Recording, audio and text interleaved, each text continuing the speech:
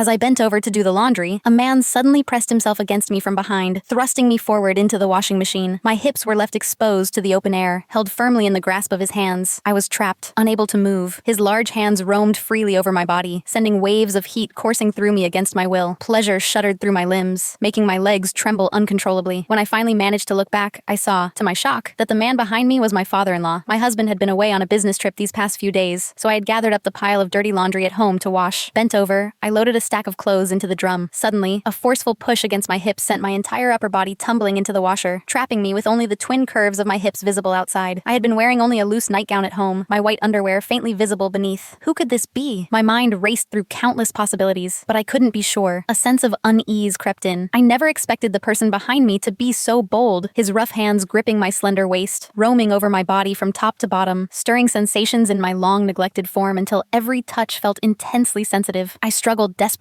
trying to shake off those large hands, but to my shock, the person behind pressed himself tightly against me. His lower body was now firmly aligned with my most private area. "Let me out now!" I braced my hands against the washer, my exposed bottom twisting helplessly, but I couldn't free myself. I could feel the hardening shape pressed against me through the fabric, rubbing persistently against that sensitive spot until my whole body tingled. A fire seemed to ignite low in my belly, and a damp warmth began to gather below. Sensing the danger, I pushed back with all my strength, trying to retreat from the machine, but instead, I ended up pressing right against him. That massive part of him had somehow freed itself from his pants, and now pressed insistently against my panties, poised and ready. My backward movement seemed to catch him off guard, and he thrust forward instinctively. Don't. The sensation nearly overwhelmed me, my legs trembling involuntarily. I tried desperately to squirm deeper into the washer, to escape his body, but with every inch I retreated, he pressed forward until I had nowhere left to go. "What are you doing?